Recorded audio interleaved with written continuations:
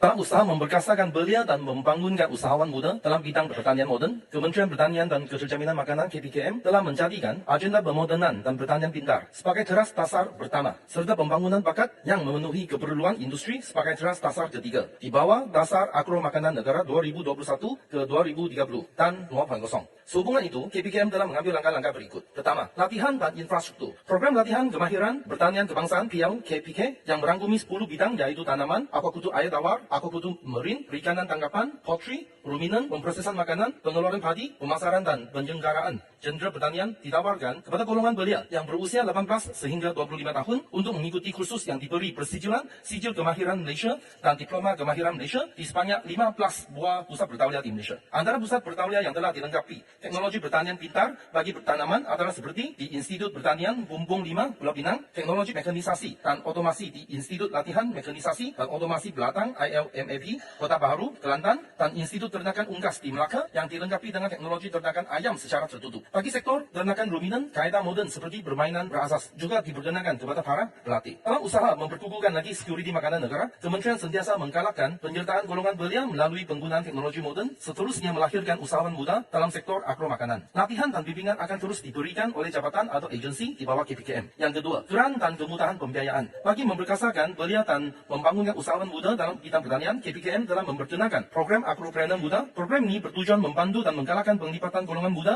dalam bidang keusahawanan agro berasaskan semua aktiviti di sepanjang rantaian nilai sektor agro makanan. Program ini juga menawarkan kursus, latihan serta grant kepada golongan yang berumur antara 18 tahun hingga 40 tahun termasuk bidang pertanian modern. Dan bagi aspek pertanian modern, grant Agropreneur Muda GM yang ditawarkan adalah berbentuk barangan seperti infrastruktur, sistem dan peralatan berkaitan teknologi yang berjumlah sehingga RM20.000 Malaysia. Manakala kursus dan latihan yang ditawarkan meliputi penggunaan teknologi Internet of Things, IoT, pemasaran digital, pengurusan data latang dan latihan berkaitan teknologi terkini. Bagi usahawan muda yang ingin meningkatkan lagi penggunaan teknologi dalam bidang yang sedang diusahakan, KPKM melalui Agropreneur telah memperkenalkan program modernisasi rantaian nilai agro makanan PMRNA. Program ini menawarkan kemudahan pembiayaan sehingga RM1 juta pada kadar 3.5% untuk tempoh pinjaman sehingga 10 tahun kepada usahawan di seluruh rantaian nilai agro makanan termasuk usahawan muda untuk perolehan teknologi berasaskan revolusi perindustrian keempat IR 4.0. Antara cabaran dia dalam macam mana kita memberikan naratif bahawa pertanian adalah satu kerjaya yang moden, satu kerjaya yang ada masa depan supaya belia-belia dapat menceburi dalam bidang ini. Dan salah satu cabaran adalah macam mana kita memberikan akses kepada golongan belia seperti contoh kalau di kawasan YB terdapat juga projek pertanian pintar yang kita laksanakan di daerah ikan Matu kira-kira 2 jam perjalanan dari daerah Selangau. So projek mitigasi berkelompok di daerah ikan Matu ini merangkumi 8 unit struktur pelindung hujan SPH dan melibatkan 24 orang peserta. Projek yang bernilai RM480.000 ini di bawah peruntukan pembangunan negeri ini telah siap sepenuhnya pada tahun 2022. So salah satu cabaran macam mana kita memperluaskan yang projek ini kepada daerah-daerah yang memerlukan. Dan projek sedemikian boleh dijadikan sebagai contoh bagi membangunkan sektor pertanian di daerah Selangau menggunakan teknologi modern sekaligus meningkatkan pendapatan isi rumah penduduk sekitar daerah Selangau.